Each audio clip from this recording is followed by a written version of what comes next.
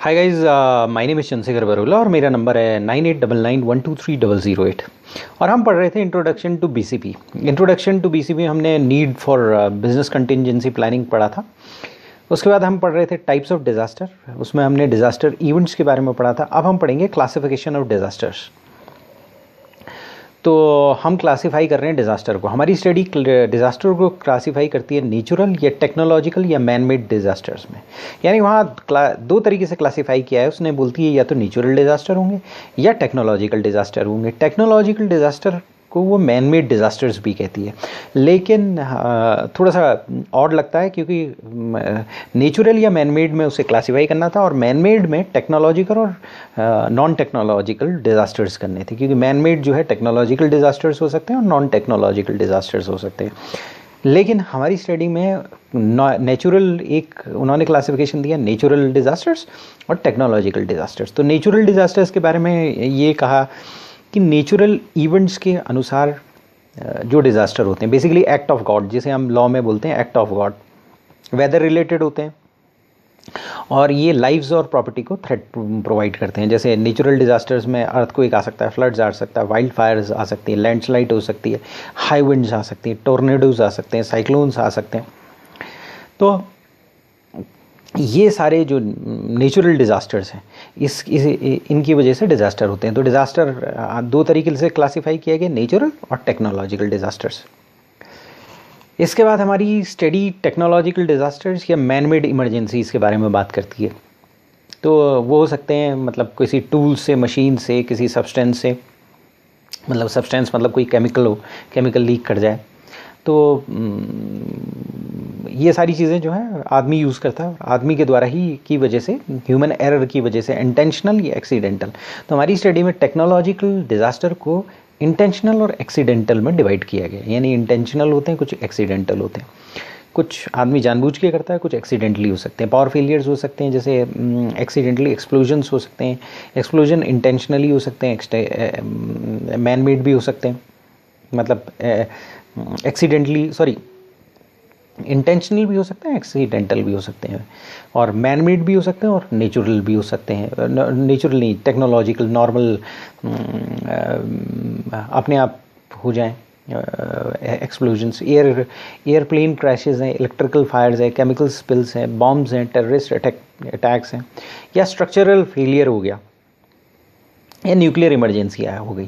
तो ये man made disasters के कुछ एग्जांपल हैं जो हमारी स्टडी में दी गए हैं। अब हमारी स्टडी कहती है इन डिज़ास्टर्स का क्या इम्पैक्ट होगा। तो हमारी स्टडी कहती है कुछ भी इम्पैक्ट हो सकता है। लॉस ऑफ ह्यूमन लाइफ हो सकती है। ये हो सकता है कि डिज़ास्टर बहुत ज़्यादा हो गया तो ह्यूमन लाइफ लॉस्ट हो सकती है। और सबसे इम्पॉर्टेंट है आदमी बचना चाहिए। जो दो चीज़ें बड़ी ऑड हैं। पहला, आदमी को कोई नुकसान नहीं होना चाहिए। अगर मान लिया सपोज सिक्योरिटी में देखा जाए तो आदमी को किसी तरीके से, ये ओवरराइडिंग प्रिंसिपल है कंटिन्यूटी प्लान का, प्रोटेक्शन ऑफ ह्यूमन लाइफ एक ओवरराइडिंग प्रिंसिपल है। और कॉस्ट बचाने का एक प्रिंसिपल है कि जितने आदमी कम हो जाए उतनी कॉस्ट बच जाएगी। जितनी चेन में जितने आदमी कम हो उतनी कॉस्ट बन जाएगी, क्योंकि आदमी ही पैसा मांग रहा है। तो शायद आदमी को इस तरीके से बचाया जा रहा है कि उसको सिस्टम से हटा ही दिया जा रहा है फाइनली। तो so that is what the irony of situation is. तो अब कॉस्ट इफेक्टिवनेस करनी है तो आप ऑटोमेट कर दो, आदमी को हटा दो, क्योंकि आदमी पैसा मांगता है बेसिकली।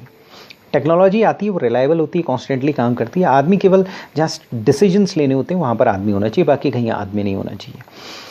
लेकिन कंटिन्यूटी प्लान का overriding principle protection of human life है कि आदमी को नुकसान नहीं होना चाहिए, कोई चोट पहुंच जाए, ये कोई मर जाए आदमी, ये नहीं होना चाहिए। क्योंकि चोट पहुंचने की कॉस्ट, एक तो इथिकली बात है कि आदमी को कुछ नहीं होना चाहिए, और लेकिन ऐसा है कि अगर प्रोटेक्शन ऑफ ह्यूमन लाइफ नहीं हुआ तो फिर और प्रॉब्लम्स आ सकती हैं, बिज़नेस को प्रॉब्लम्स आ सकती हैं, लोग क्वेश्चंस उठा सकते हैं बिज़नेस पर, बिज़नेस क्लोज डाउन हो सकता है, लॉ कैचअप कर सकती है, कंपनसेशन देना पड़ सकता है, बहुत एबनॉर्मल चीज़ें हो जाती हैं। तो overriding principle protection of human life है। तो लॉस ऑफ ह्यूमन लाइफ हो सकती है, एक्सटेंड लॉस, मतलब ये डिपेंड कर सकता है कि type of disaster, severity of disaster, और डिज़ास्टर होने में ह्यूमन लाइफ का प्रोटेक्शन है, उसके अंगों का प्रोटेक्शन है, उसकी आंखों का प्रोटेक्शन है, अंधा ना हो जाए, उसके चोट ना लग जाए, कहीं पैरालाइज ना हो जाए, कहीं करंट लग गया तो मालूम पड़ा कहीं बॉडी में पैरालिसिस हो गया। तो protection of human life overriding principle है। दूसरा है लॉस ऑफ प्रोडक्टिविटी। जब सिस्टम फेल होता है तो सिस्टम बैठ जाता है, तो एम्प्लॉय हैंडीकैप हो जाते हैं, क्योंकि आज के सिस्टम में सिस्टम ड्राइव कर रहा है, आदमी हटाया जा रहा है, तो आदमी सिस्टम डिपेंडेंट हो गया है। सिस्टम डिपेंडेंट हो गया तो उससे क्या होता है कि सिस्टम जब डाउन हो जाता है तो प्रोडक्टिविटी का लॉस हो जाता है, क्योंकि पहले ही सिस्टम आदमी की प्रोडक्टिविटी को मल्टीप्लाई कर रहा होता है, प्रोडक्टिविटी को 2 गुना बढ़ा होता है, 3, 4, 5, 6 ऐसे 10 गुना, इस तरीके से मल्टीपल टाइम्स प्रोडक्टिविटी बढ़ा रहा होता है। और जैसे ही सिस्टम डाउन हो जाता है तो प्रोडक्टिविटी लॉस हो जाता है, आदमी अपने मतलब जो है हैंडीकैप हो जाता है। उसके बाद प्रोडक्टिविटी का लॉस हो जाता है, रेवेन्यू का लॉस हो जाएगा, लॉस ऑफ रेवेन्यू होगा। बहुत सारे ऑर्गेनाइजेशन में तो डायरेक्ट इम्पैक्ट होता है, जैसे railway, airline, bank, stock broking, call centres. तो अगर छोटा सा भी ब्रेकडाउन हुआ यहाँ पर ह्यूज लॉस ऑफ रेवेन्यू हो जाएगा। यहाँ पर ये इनका बेसिस ही है। अगर रेलवे रिजर्वेशन सिस्टम में इंटरनेट लाइन बंद हो जाए, ह्यूज लॉस ऑफ रेवेन्यू हो जाएगा। कुछ समय पहले की बात है कि बॉम्बे से ऑप्टिकल फाइबर डला हुआ है, ये कुछ 5, 7, 10 साल पहले की बात है कि ऑप्टिकल फाइबर डला है यूएसए तक। तो एक बार क्या हुआ कि कुछ प्रॉब्लम आ गई, उसमें 2-3 लाइन्स हैं, एक लाइन्स कट हो गई, तो कॉल सेंटर्स को प्रॉब्लम आ गई थी। तो इंडिया में कॉल सेंटर्स थे, कॉल सेंटर का बिजनेस इम्पेयर हो सकता था। तो उससे क्या रेवेन्यू का लॉस तो हुआ ही हुआ, मार्केट शेयर का भी लॉस हुआ। अगर मान लिया कॉम्पिटिटिव इन्वायरमेंट है इस समय अगर आपने सर्विस नहीं कर पाए, कस्टमर की सर्विस नहीं करे, मार्केट शेयर में लॉस हो सकता है। जैसे फॉर एग्जांपल एक कंपनी है, सेल्यूलर फ़ोन कंपनी है, उसका फ़ोन मालूम बड़ा महीने में 1-2 घंटे बैठ जाता है। तो बहुत सारे कस्टमर्स जो हैं प्रोवाइडर चेंज कर लेंगे। तो दूसरी बात यह है कि अगर मान लीजिए सपोज एक कॉल सेंटर है, एचडीएफसी बैंक है, यूएसए में एचडीएफसी बैंक है, वहाँ की कॉल्स हैं, रात को वो कॉल्स इंडिया कॉल सेंटर उसे एक्सेस करता है, और एक दिन क्या है इंटरनेट लिंक डिस्टॉर्ट हो जाए, यानी एक दिन एचडीएफसी के कस्टमर, यूएसए के कस्टमर्स को उनके क्वेश्चंस के आंसर ना मिले, तो उनके लिए बिजनेस लॉस, उनके गुडविल का लॉस हो सकता है, और इससे उनकी मार्केट शेयर भी लूज़ कर सकती है। उसकी मार्केट शेयर लूज़ करने के चांसेस होंगे, तो यहाँ तो कंपनी ही बंद कर देंगे। वो कहेंगे कि यहाँ पर बिज़नेस लो कॉस्ट की वजह से हमने यहाँ बिज़नेस ट्रांसफ़र किया, लेकिन ये बिज़नेस रिलायबल नहीं है, तो वापस वहीं के लोग करें। तो मार्केट शेयर का लॉस हो सकता है, गुडविल और कस्टमर कॉन्फिडेंस का लॉस हो सकता है। अगर डिस्ट्रप्शन ज़्यादा लंबा है, सिस्टम फेलियर काफ़ी ज़्यादा होता है, तो कस्टमर कंपनी में फेथ लूज़ आउट कर लेता है। तो कंपनी को कंटिंजेंसी और पर्टिकुलरली आईटी सपोर्ट जो है उनमें कंपनी को अनरिलायबल नहीं होना है। उसमें क्या है कि कंटिंजेंसी पर बहुत ध्यान देना होगा। तो फ्रीक्वेंट लॉस हो रहा है, ऑपरेशनल कैपेसिटी का फ्रीक्वेंट लॉस हो रहा है यहाँ पर। मतलब जो कंपनी आपको सर्विस प्रोवाइड कर रही है उसकी ऑपरेशनल कैपेबिलिटी में रिलायबिलिटी का फैक्टर नहीं है। रिलायबिलिटी मतलब कांस्टेंट रिलायबिलिटी। मशीन्स क्यों ह्यूमन बीइंग को रिप्लेस कर रही हैं? क्योंकि ह्यूमन बीइंग रिलायबल नहीं है, रिलायबिलिटी कम है ह्यूमन बीइंग में। एक आपका नौकर होता है, वो ठीक टाइम पर आता है, ऑफिस में ठीक टाइम पर आता है, रात तक होता है। एक मैवरिक आदमी होता है, वो काम का अच्छा करता है, कब करता है, लेकिन जिस टाइम काम पड़ता है उस टाइम पर वो नहीं होता है। तो आप वो रिलायबिलिटी, कई केसेस में रिलायबिलिटी को ढूंढते हो, और मोस्ट केसेस में आप ये देखते हो जो बंदा ज़्यादा रिलायबल है उसे ज़्यादा रखते हो। रिलायबिलिटी मतलब ऑपरेशनल कैपेबिलिटी का लॉस नहीं होना है। अगर मान लीजिए सपोज एक गार्ड खड़ा है, तो गार्ड कुछ नहीं कर रहा है, गार्ड पहरा देख रहा है, और गार्ड आप देखते हो पूरे टाइम है कि नहीं है ड्यूटी में, कहीं बीच में 1-2 मिनट तो नहीं चले जाता, क्योंकि उसकी 1-2 मिनट जाने से ही रिलायबिलिटी लॉस हो जाता है, ऑपरेशनल कैपेबिलिटी का लॉस हो जाता है। तो गुडविल का लॉस, कस्टमर कॉन्फिडेंस का लॉस, अगर सिस्टम डाउन हो जाए और रेगुलर डाउन हो जाए तो वो होगा। तो कंपनी की image as a reliable service provider और पार्टनर तार हो जाती है। तो उसके अलावा लिटिगेशंस भी हो सकते हैं। कॉन्ट्रैक्चुअल ऑब्लिगेशंस हो सकते हैं, लॉ रेगुलेशंस हो सकते हैं। वो कहते हैं कि बिज़नेस को इस तरह से कंडक्ट करना है और हम उस तरीके से कंडक्ट नहीं कर पा रहे हैं, कंटिन्यूटी ऑपरेशन नहीं होती तो पीनल एक्शन आ सकते हैं, regulatory bodies, law suits, trade partners. और ये पर्टिकुलरली कहाँ होता है? यूएस में बहुत ज़्यादा होता है। इंडिया में ये कल्चर अभी नहीं आया, लेकिन धीरे धीरे आ रहा है। तो लिटिगेशंस हो सकते हैं। तो हमारी स्टडी जो है लिटिगेशंस की बात फॉरेन कंट्रीज़ के पर्सपेक्टिव, डेवलप्ड कंट्रीज़ के पर्सपेक्टिव में कर रही है, लेकिन वो चीज़ें आ रही हैं। तो एक बार फिर रिवाइज कर लेते हैं। हमारी स्टडी बोलती है कि वो क्लासीफाई करती है डिज़ास्टर्स को, क्लासीफाइड डिज़ास्टर्स को करती है, एक नेचुरल डिज़ास्टर और टेक्नोलॉजिकल डिज़ास्टर। टेक्नोलॉजिकल डिज़ास्टर को वो कहती है कि इंटेंशनल हो सकते हैं, अनइंटेंशनल हो सकते हैं। फिर वो इम्पैक्ट ऑफ डिज़ास्टर की बात करती है। इम्पैक्ट ऑफ डिज़ास्टर में बोलती है आदमी की लाइफ जा सकती है, लॉस ऑफ ह्यूमन लाइफ हो सकती है। यानी कि वो बोलती है कि ओवर राइडिंग प्रिंसिपल है कंटिन्यूटी प्लान का। कोई भी आप बीसीपी बना रहे हो, बिजनेस कंटिन्यूटी प्लान बना रहे हो, तो उसका ओवर राइडिंग प्रिंसिपल है प्रोटेक्शन ऑफ ह्यूमन लाइफ, तो ओवर राइडिंग प्रिंसिपल है। यानी कि जैसा कि हम कॉन्स्टेंटली पढ़ते आ रहे हैं, कॉस्ट इफेक्टिव बनानी है तो आदमी को निकालना है, और पीसीपी प्लान बनाना है तो आपको जो सबसे पहले जिस चीज़ को प्रोटेक्ट करना है वो ह्यूमन है। ह्यूमन को चोट ना पहुँचे, कुछ ना पहुँचे। हाँ, उसको निकाल सकते हो आप जॉब से, क्योंकि वो कॉस्ट है। ये आप आयरनिकल सिचुएशन है, मतलब इट्स अ जैसे अवेलेबिलिटी और कॉन्फिडेंशियलिटी। अवेलेबिलिटी होगी तो कॉन्फिडेंशियलिटी नहीं होगी, कॉन्फिडेंशियलिटी होगी तो अवेलेबिलिटी नहीं होगी। अगर आप कॉन्फिडेंशियलिटी मेंटेन करना चाहते हो तो सिस्टम आपको अवेलेबल नहीं होगा, और अवेलेबिलिटी होनी है तो ईजी अवेलेबिलिटी होनी है, वहाँ पर सिस्टम फिर अवेलेबल होना है आपको। तो जिस तरीके से ये पुल्स अपार्ट चीज़ें, वैसे ये भी जो है ये एक फैक्ट है।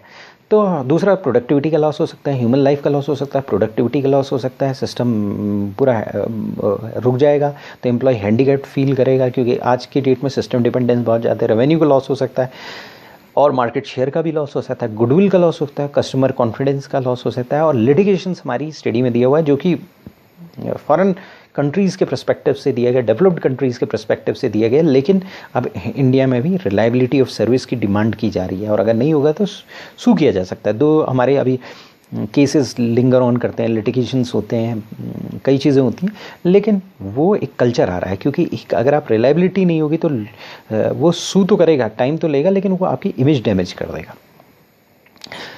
उसके बाद हमारी स्टडी बोलती है steps in developing business continuity plan, यानी कौन से स्टेप्स हैं हमें करना है, इनिशिएट करना है, किस तरह से इनिशिएट करना है, किस तरह से रिस्क असेसमेंट करना है, किस तरीके से रिकवरी स्ट्रेटेजी होनी चाहिए। तो ये सारी चीज़ें स्टेप्स हैं बिजनेस कंटिन्यूटी प्लान को फ्रेम करने के लिए। बीसीपी को बिजनेस कंटिन्यूटी प्लान, यानी कि एक कंटिन्यूट बिजनेस की कंटिन्यूटी का प्लान कंटिन्यूस रहे, गोइंग कंसर्न रहे, बीच में रुके ना बिजनेस, कांस्टेंट बिजनेस रहे। रिलायबिलिटी एक फैक्टर है यहाँ पर। कंटिन्यूटी मतलब रिलायबिलिटी एक फैक्टर है। रिलायबिलिटी मतलब रिलायबल हो बिजनेस, कंटिन्यूसली चल रहा है, कंटिन्यूसली ऑपरेशनल रह रहा है। तो ये बिजनेस कंटिन्यूटी प्लानिंग हम करेंगे। तो बिजनेस कंटिन्यूटी पहले में सबसे पहले इनिशिएशन होगा, उसके बाद रिस्क असेसमेंट होगा, फिर उसके बाद हम रिकवरी स्ट्रेटेजी चूज़ करेंगे, उसके बाद डेवलपमेंट और इम्प्लीमेंटेशन होगा, और फिर लास्ट में टेस्टिंग और वैलिडेशन होगा। तो जो पहला स्टेप है इनिशिएट। इनिशिएट में क्या होता है कि मैनेजमेंट बैठता है, मैनेजमेंट बोर्डरूम में बैठता है, कॉफ़ी चाय पीता है, और उसके बाद क्या है, मैनेजमेंट कमिटमेंट पैदा करता है, मतलब वहाँ पर बैठ के एक डिसीजन ले लेता है, एक्सपेक्टेशन सेट करता है, और सक्सेसफुल बीसीपी के लिए एक बेसिस एस्टेब्लिश करता है। कहने का मतलब यह है कि मैनेजमेंट पूरा बैठेगा, टॉप लेवल मैनेजमेंट बैठेगा बोर्डरूम में। तो एक बार मैनेजमेंट बोर्डरूम में बैठ गया तो सारी कंपनी में हल्ला हो जाएगा कि भाई मैनेजमेंट बैठा हुआ, किसके लिए बैठा हुआ है? बिजनेस कंटिन्यूटी प्लानिंग के लिए। तो यानी कि कंटिन्यूटी प्लानिंग एक इम्पॉर्टेंट चीज़ होगी ऑर्गेनाइजेशन के लिए। तो मैनेजमेंट बैठ के सारे डिपार्टमेंट को धीरे धीरे पता चलने लगेगा कि बिज़नेस कंटिन्यूस होना चाहिए और कंटिन्यूटी होनी चाहिए, इस बारे में मैनेजमेंट बैठा हुआ है और बातें हो रही हैं बोर्ड रूम में। तो ये मैनेजमेंट को कमिट करता है, एक्सपेक्टेशन सेट करता है, और बेसिस सक्सेसफुल बीसीपी के लिए बेसिस एस्टेब्लिश करता है। अब मैनेजमेंट बोर्ड रूम में बैठा है, अपने आप को कमिट कर लिया है और एक्सपेक्टेशन सेट आउट कर लिए और बेसिस एस्टेब्लिश कर दिए सक्सेसफुल बीसीपी के लिए, यानी एक इंटरनल स्कोप बना दिया उसने बीसीपी के लिए। तो कौन सी एक्टिविटी, इनिशिएशन एक्टिविटीज़ कौन सी होंगी जो वो करेगा? तो इनिशिएशन एक्टिविटीज़ जो हमारी स्टडी बोलती है वो बोलता है कि पहले एक हाई लेवल बीसीपी स्ट्रेटेजी बनाएगा। यानी कि स्ट्रेटेजी, मैनेजमेंट का काम क्या है? स्ट्रेटेजी बनाना, सोचना, क्रिएटिव होना, थॉट प्रोसेस इन्वोक करना, और उसके बाद एक हाई लेवल बीसीपी स्ट्रेटेजी बनाना। एक बार बीसीपी स्ट्रेटेजी उसने बना दी, फिर क्या करेगा? फिर प्लान एक्सपेक्टेशन करेगा कि क्या क्या प्लान एक्सपेक्टेशन, डिफरेंट डिपार्टमेंट से क्या क्या एक्सपेक्टेशन है।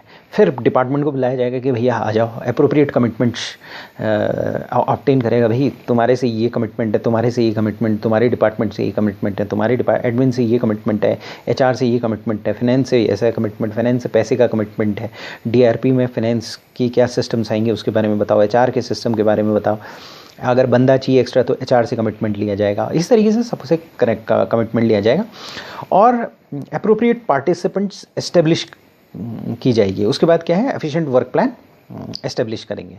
यानी कि सबसे पहले हाई लेवल बीसीपी स्ट्रेटेजी बनाएगी। मैनेजमेंट का काम है चाय पीते रहना, कॉफ़ी पीते रहना, बोर्ड रूम में बैठना और बीसीपी की बिजनेस कंटिजेंसी प्लानिंग की स्ट्रेटेजी बनाना।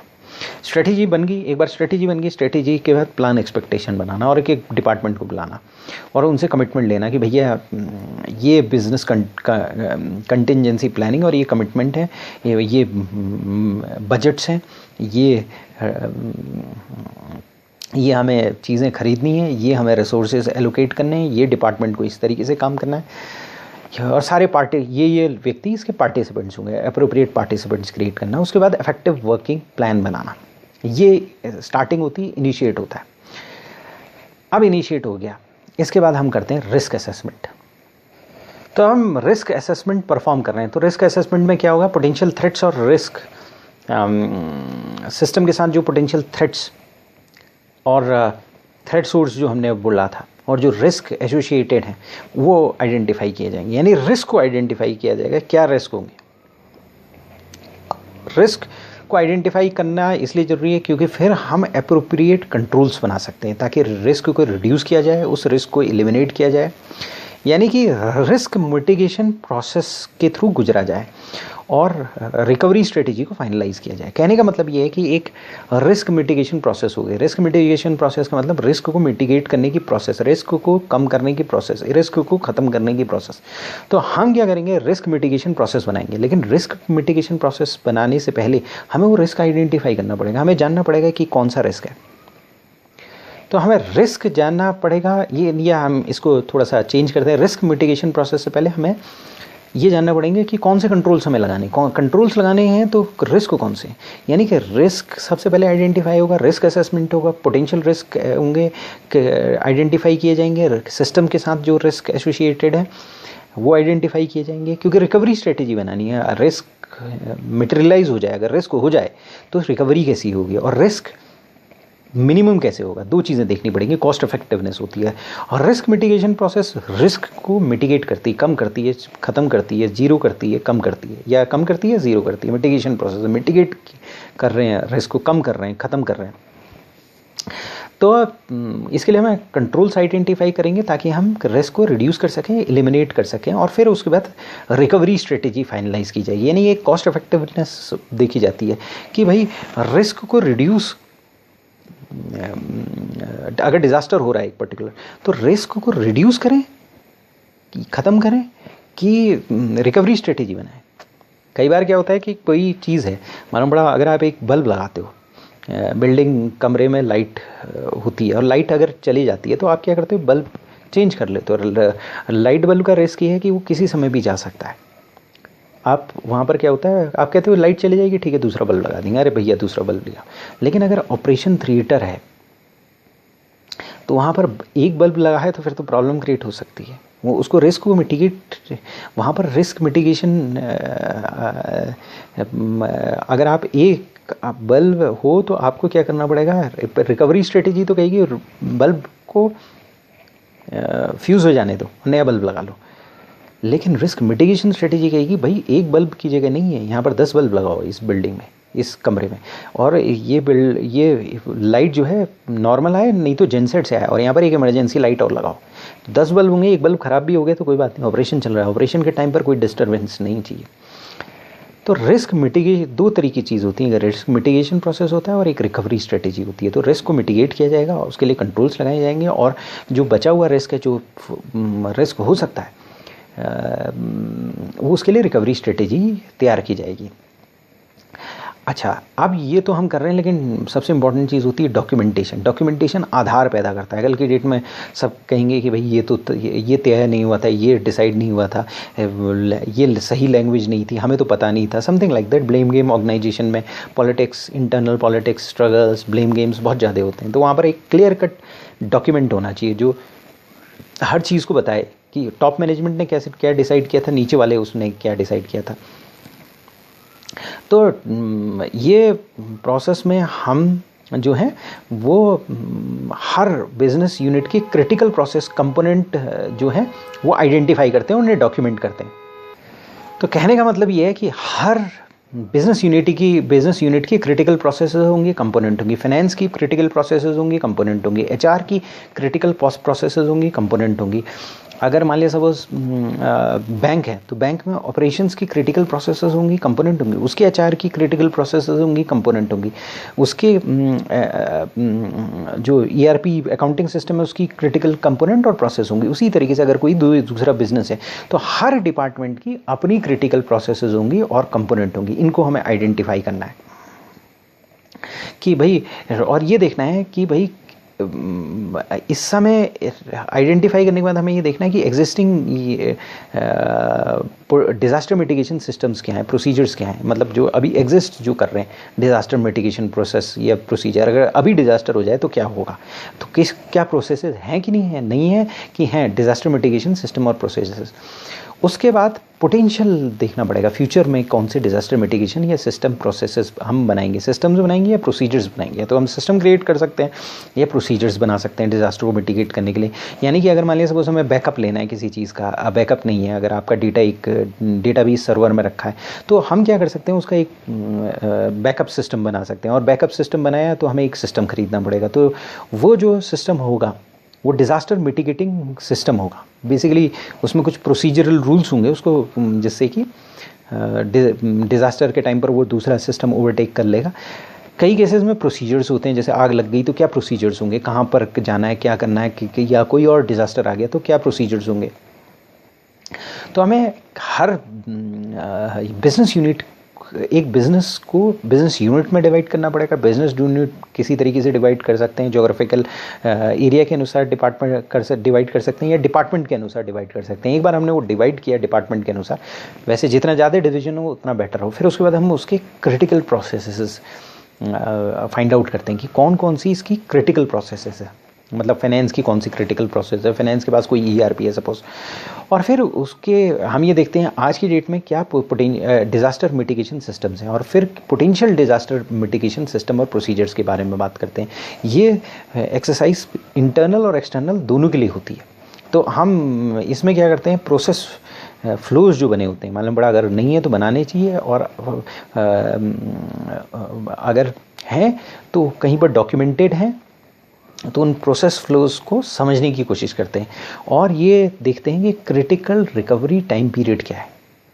यानी कि क्रिटिकल रिकवरी टाइम पीरियड देखकर हम ये देखते हैं कि बिज़नेस सस्टेन कर पाएगा कि नहीं कर पाएगा। कोई अगर नॉर्मल बिज़नेस है, सपोज़ कोई ट्रेडिंग बिज़नेस है और वो उतना ऑनलाइन नहीं है, उसमें हमने क्रिटिकल टाइम पीरियड मालूम पड़ा 1 मिनट 2 मिनट आया, या 5 मिनट आया, या आधा घंटा आया। क्रिटिकल रिकवरी टाइम पीरियड आधा घंटा आया, हमने कहा ठीक है, ओके, इतना चलेगा, कि थोड़ा सा डिले हो गया तो कोई फ़र्क नहीं पड़ता है। लेकिन कई जगह पर 1 मिनट की डिले भी नहीं चाहिए होती, जैसे बैंकिंग सिस्टम, उसमें क्रिटिकल रिकवरी टाइम पीरियड देखना पड़ेगा। 1 मिनट भी सिस्टम ऑफलाइन नहीं जाना चाहिए। तो हमें क्या करना पड़ेगा, हर यूनिट को देखना पड़ेगा, वहाँ के बिजनेस क्रिटिकल प्रोसेसेस को देखना पड़ेगा, क्रिटिकल रिसोर्सेज को डिफाइन करना पड़ेगा, जो कि हम पढ़ चुके हैं पहले पिछले सेशन या उससे पिछले सेशन में पढ़ चुके हैं कि क्रिटिकल प्रोसेसेस को हम डिफाइन करेंगे, और फिर क्रिटिकल रिसोर्सेज को डिटरमाइन करेंगे, फिर एक्सपोजर को आइडेंटिफाई करेंगे, फिर कंटेनमेंट मेजर्स को आइडेंटिफाई करेंगे। यानी एक्सपोजर क्या हो सकता है, थ्रेट्स क्या हो सकती हैं, और उसको कैसे कंटेन किया जा सकता है, ये हम डिफाइन करेंगे। तो जो ये रिस्क असेसमेंट फेज़ है, उसके बेसिस पर स्ट्रेटजीज़ बनेंगी आगे, मतलब रिकवरी स्ट्रेटजी उसके बेसिस पर बनेगी। तो हमने सबसे पहले क्या किया, इनिशिएट किया। इनिशिएट में क्या हुआ, मैनेजमेंट बैठा, उसने चाय कॉफ़ी पी, और फिर उसके बाद एक हाई लेवल बीसीपी स्ट्रेटजी बनी। स्ट्रेटजी ब्रॉड होती है, पूरे ऑर्गेनाइजेशन के लिए होती है। फिर हमने रिस्क असेसमेंट किया। एक बार स्ट्रेटजी बन गई, एक ब्रॉडली स्ट्रेटजी बन गई, उन्होंने कहा जी हमारा सिस्टम डाउन नहीं रह सकता, हमें ये करना है, हम बीपीओ हैं और हमें एचडीएफसी बैंक, जो यूएसए का एचडीएफसी बैंक है, यूएसए का एचएसबीसी बैंक है, उसको कांस्टेंट सपोर्ट देना है, और ऐसा है क्या कहते हैं, एक सेकंड भी हमारा सिस्टम डाउन नहीं रह सकता है। ये एक स्ट्रेटजी बन गई।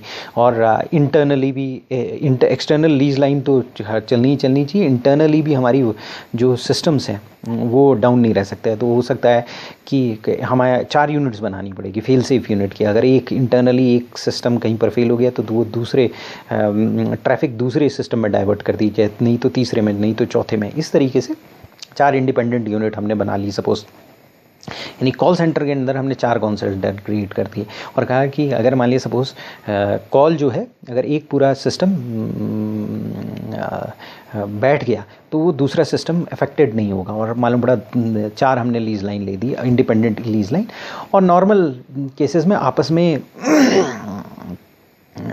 में ट्रैफिक डिवाइड हो रहा है, लेकिन पर्टिकुलर एक लीज लाइन बंद हो गई, एक सिस्टम बंद हो गया, तो कुछ समय के लिए एक ही सिस्टम बैठेगा और दूसरे बाकी 3 यूनिट्स में हम ट्रैफिक डाइवर्ट कर देंगे। और इन 3 यूनिट में डाइवर्ट करने के बाद आधे घंटे, with in half an hour, इससे जो यूनिट कम्युनिकेशन से बाहर हुई है उसे इसके साथ पैचअप कर देंगे ताकि कम्युनिकेशन चलता रहे। तो ये अगर मान लिया सपोज ये एक एग्जांपल है, तो हमने ये सारी चीज़ें डिटरमाइन कर ली। उसके बाद हम रिस्क असेसमेंट करेंगे कि क्या रिस्क है, कौन कौन से डिपार्टमेंट हैं, क्रिटिकल प्रोसेसेस क्या हैं, क्रिटिकल रिसोर्सेज क्या हैं, किस तरह से रिस्क मिटिगेट किया जा सकता है। रिस्क मिटिगेट नहीं होगा रिस्क, तो रिकवरी स्ट्रेटजीज़ कौन सी बनाई जा सकती हैं, और फिर क्या क्या एक्सपोजर होंगे हर बिजनेस यूनिट के, और उन्हें कैसे कंटेन किया जा सकता है। इसके बाद हम रिकवरी स्ट्रेटजी चूज़ करेंगे, यानी तीसरा पॉइंट है चूजिंग रिकवरी स्ट्रेटजी। तो रिकवरी स्ट्रेटजी क्या है कि अब डिज़ास्टर हो गया भैया और रिकवरी करनी है। और रिकवरी करने में जो टीम है, जैसे डिज़ास्टर हुआ टीम को पता हो जाना चाहिए कि भाई ये डिज़ास्टर स्टार्ट हो गया, और उसके बाद इंस्टेंटली उन्हें काम में लग जाना चाहिए। तो कुछ स्टेप्स हैं, कुछ एक्टिविटीज़ हैं रिकवरी स्ट्रेटजी की। सबसे पहले तो आप रिकवरी स्ट्रेटजी को आइडेंटिफाई करो, फिर नोटिफिकेशन प्रोसीजर को डिफाइन करोगे कि नोटिफिकेशन प्रोसीजर की डेफिनेशन दोगे, क्या है नोटिफिकेशन प्रोसीजर, किस तरह से नोटिफाई किया जाएगा। भाई जो बंदे मालूम पड़ा रिकवरी करने वाले बंदे हैं, अगर मान लिया सपोज छुट्टी में सिस्टम के अंदर है, उनको पता ही नहीं है आग लग रही है, आधे घंटे तक उन्हें पता ही नहीं है, मालूम पड़ा एक एडमिन वाला बंदा है रिस्पॉन्सिबल है, वो बाहर गया हुआ, उसे कैसे पता चलेगा कि नोटिफिकेशन प्रोसीजर क्या है। एग्जैक्ट डेफिनेशन दी जाएगी नोटिफिकेशन प्रोसीजर की। और उन सारे प्रोसीजर्स की जो कंटिंजेंसी प्लान को एक्टिवेट करेंगे। यानी कंटिंजेंसी हुई, हर तरह तरह की कंटिंजेंसी हो सकती है, आग लग सकती है, कोई और सिस्टम फेलियर हो सकता है, ये कम्युनिकेशन फेलियर हो सकता है, नेटवर्क फेलियर हो सकता है, कुछ भी हो सकता है। तो हर एक में ये बताया जाएगा कि भाई किस किस को नोटिफाई किया जाएगा और हर एक में कंटिंजेंसी प्लान को कैसे एक्टिवेट किया जाएगा, हर स्टेप के कंटिंजेंसी को प्लान को कैसे एक्टिवेट किया जाए ताकि बीसीपी बिजनेस कंटिन्यूस रहे, ताकि गोइंग कंसर्न रहे, ताकि कंटिन्यूसली बिजनेस चलता रहे, रिलायबिलिटी बिजनेस की ख़त्म ना हो। उसके बाद रिकवरी टीम को आइडेंटिफाई किया जाएगा। अब कोर बिजनेस प्रोसेसेस को चलते रहने चाहिए, जो कोर बिजनेस प्रोसेस है वो चलते रहने चाहिए। जैसे अब बिज़नेस पहले ही आपका डिफाइन हो चुका होगा कि कौन सी कोर बिजनेस प्रोसेस है, कौन सी नॉन कोर बिजनेस प्रोसेस है। फॉर एग्जांपल एडमिन है, admin suppose tea coffee machines वहाँ पर लगी हुई हैं, तो वो कोर बिजनेस प्रोसेस नहीं है, वो सपोर्ट। अगर मान लिया सपोज़ कोई अगर कोई और चीज़ है, कई चीज़ें हैं जो कोर बिजनेस प्रोसेसेस में नहीं आती हैं। जो कोर बिजनेस प्रोसेसेस में जो फ्रंट एंडिंग कोर प्रोसेसेस है, यानी कि जो बिज़नेस को चालू रखे हुए हैं, जिनके बंद होने से बिज़नेस में इफेक्ट आएगा, वो कोर बिजनेस प्रोसेसेस हैं। तो उनको चालू करने का काम है बिज़नेस कंटिन्यूटी प्लानिंग में। उन सबसे इम्पॉर्टेंट चीज़ है उनको चालू रहें, वो कंटिन्यूस रहें, तो उसके लिए एक रिकवरी टीम होनी चाहिए, और वो रिकवरी टीम आइडेंटिफाइड होनी चाहिए, वो डॉक्यूमेंटेड होनी चाहिए। तो रिकवरी स्ट्रेटेजी में आप उसको आइडेंटिफाई करोगे। तो अब आपने रिकवरी स्ट्रेटेजी आइडेंटिफाई कर ली, नोटिफिकेशन प्रोसीजर की डेफिनेशन दे दी और वो आइडेंटिफाई कर लिया कि क्या प्रोसीजर होगा। उसके बाद कंटिजेंसी प्लान क्या होगा और कैसे उसे एक्टिवेट किया जाएगा, रिकवरी टीम कौन सी होगी, हर कोर बिजनेस प्रोसेस की कौन रिकवरी टीम होगी, मान लें फाइनेंस की अलग हो सकती है, एचआर की अलग हो सकती है। उसके बाद आप कोर्स ऑफ एक्शन आइडेंटिफाई करोगे।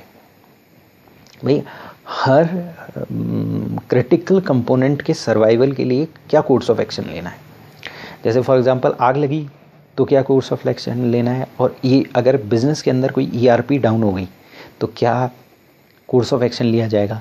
अगर कोई बीपीओ है उसमें वॉइस कम्युनिकेशन डाउन हो गया तो क्या एक्शन लिया जाएगा।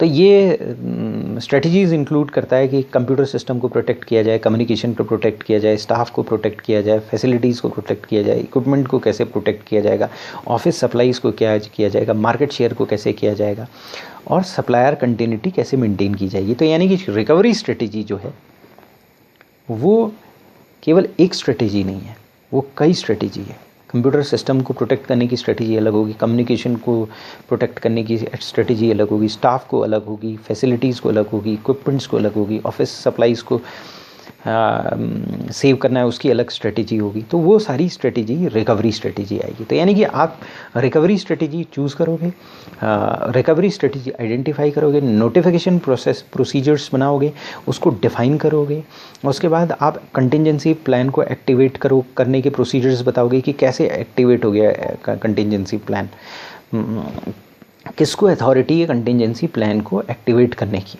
उसके बाद आप क्या करोगे, कोर बिजनेस प्रोसेस की कौन कौन सी रिकवरी टीम है, हर कोर बिजनेस प्रोसेस की कौन सी रिकवरी टीम है ये आइडेंटिफाई करोगे। उसके बाद उनसे कैसे कम्युनिकेट किया जा सकता है, उनको कैसे नोटिफाई किया जा सकता है। उसके बाद अप्रोप्रिएट कोर्स ऑफ एक्शन क्या है, हर क्रिटिकल कंपोनेंट के लिए एक अप्रोप्रिएट कोर्स ऑफ एक्शन अलग होगा। यानी कि मान लो बड़ा अगर आदमी है तो उसके लिए अलग होगा, अगर मान लो सपोज पावर फेलियर है तो उसके लिए अलग होगा, फायर हो गया तो उसके लिए अलग होगा। तो हर एक के लिए रिकवरी स्ट्रेटजी अलग होगी। फिर आप प्लान को डेवलप करोगे और इम्प्लीमेंट करोगे। तो आपने रिकवरी स्ट्रेटजी सेलेक्ट कर दी है, एक डिटेल्ड बिजनेस कंटिन्यूटी प्लान आपने डेवलप कर दिया, और सारे इश्यूज़ जो हैं, डिज़ास्टर को कैसे रिकवर किया जाएगा उसको एड्रेस करती हैं आपने आप। तो आपको जो रिस्क असेसमेंट फेज़ में जितने भी रिस्क और थ्रेट्स डिफ़ाइन किए गए हैं, तो वो उसको काउंटरैक्ट करने के लिए सीक्वेंस ऑफ एक्शन आइडेंटिफाई करने पड़ेंगे। यानी कि बीसीपी बिजनेस कंटिन्यूटी प्लानिंग क्या करेगी, उन सीक्वेंस ऑफ एक्शंस को आइडेंटिफाई करेगी जो रिस्क और थ्रेट जो कि हमने रिस्क असेसमेंट फेज़ में आइडेंटिफाई किए हैं उन्हें काउंटरैक्ट करे या मिटिगेट करे, या उन्हें ख़त्म करे या कम करे, ये आपको करना पड़ेगा। तो आपको प्रोसीजर्स क्रिएट करने पड़ेंगे। एक काहे के लिए प्रोसीजर्स क्रिएट करने के पड़ेंगे, ताकि क्रिटिकल कंपोनेंट रीएस्टेब्लिश हो सकें, और जो क्रिटिकल कंपोनेंट रीएस्टेब्लिश महीने भर बाद नहीं हो सके, लीस्ट पॉसिबल टाइम में हो सके और लोएस्ट कॉस्ट में हो सके। यानी कि बिज़नेस अप एंड रनिंग होना चाहिए। अगर बिज़नेस डाउन हो गया तो अगर कोई रिस्क की वजह से रिस्क असेसमेंट फेज़ में कोई रिस्क जो आप है वो या तो आप काउंटरैक्ट करोगे या मिटिगेट करोगे, इसके लिए सीक्वेंस ऑफ एक्शन आइडेंटिफाई करोगे। लेकिन अगर मान लिया सपोज कोई क्रिटिकल कंपोनेंट फेल हो गया तो उसे रीएस्टेब्लिश करना पड़ेगा। आपको रीएस्टेब्लिश मिनिमम टाइम में करना पड़ेगा और लोएस्ट कॉस्ट में करना पड़ेगा। तो इसके लिए आपको एक प्लान डेवलप करना पड़ेगा, और प्लान में क्या है, स्टैंडर्ड टर्म्स यूज़ होनी चाहिए, और आपको पता होना चाहिए कैसे रिसोर्सेज को रिप्लेस किया जाएगा, रिपेयर्स को किया जाएगा, रिप्लेसमेंट कैसे किए जाएंगे। मतलब अगर रिसोर्स को कोई प्रॉब्लम होगी तो रिसोर्स किस तरीके से बैकअप रिसोर्सेज क्रिएट होंगे, और रिपेयर कैसे किया जाएगा, और अगर कोई चीज़ रिप्लेस करनी है तो रिप्लेस किया जाएगा। तो ऐसा प्लान हमें डेवलप करना है जो कि सब लोग समझ सकें, सारे पार्टिसिपेंट्स समझ सकें। मतलब जो रिकवरी प्रोसेस हो रही है उसके सारे पार्टिसिपेंट्स को ये प्लान समझ में आना चाहिए।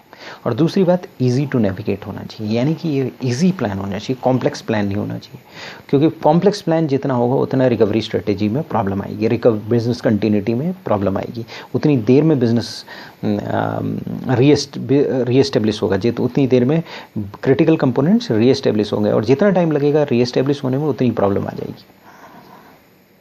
उसके बाद टेस्ट, वैलिडेट एंड मेंटेन है, यानी आपको टेस्ट करना है, उस प्लान को वैलिडेट करना है, और फिर उसके बाद उसे मेंटेन करना है, क्योंकि टेक्नोलॉजी बढ़ती चली जा रही है।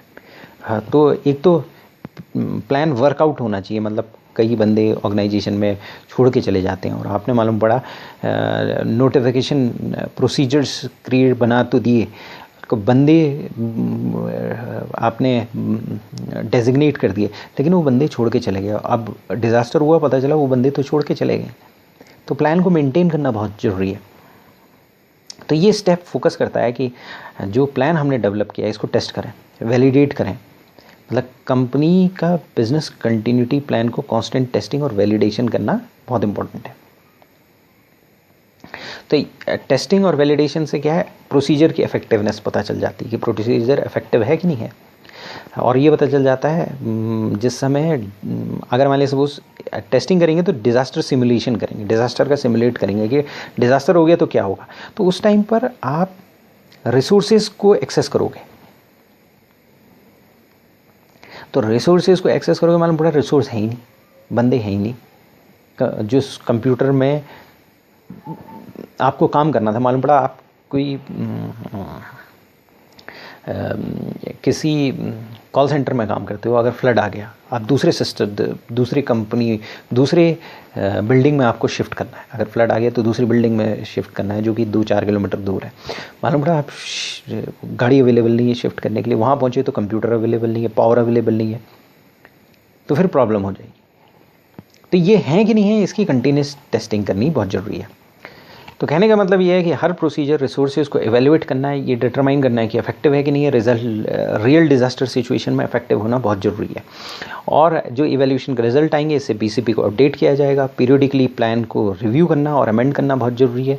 क्यों ज़रूरी है? क्योंकि प्रायोरिटीज़ चेंज हो सकती हैं, स्टाफ चेंज हो सकता है, इक्विपमेंट ख़राब हो सकता है, प्रोसीजर्स चेंज करने की ज़रूरत पड़ सकती है। तो ये सब करने के लिए हमें टेस्ट, वैलिडेट और मेंटेन करना पड़ेगा। तो ये थे स्टेप्स बिजनेस कंटिन्यूटी प्लान को डेवलप करने के लिए। तो हमने सबसे पहले इनिशिएट किया, इनिशिएट में स्टॉप मैनेजमेंट ने बोर्ड रूम में बैठकर कॉफ़ी पी, क्रिएटिव थॉट्स बनाए और उसके बाद प्रोसेसेस बनाई, स्ट्रैटेजिक स्ट्रैटेजिक प्लानिंग की, और उसके बाद रिस्क असेसमेंट परफॉर्म किया गया उन लाइंस में। उसके बाद रिकवरी स्ट्रेटेजी बनाई गई, फिर उसके बाद प्लान को डेवलप किया गया और इम्प्लीमेंट करने देखा प्लान इम्प्लीमेंटेबल है कि नहीं है। फाइनली हमने उसे टेस्ट किया, वैलिडेट किया और मेंटेन किया, प्लान को मेंटेन किया, टेस्ट किया, वैलिडेट किया। थैंक्स।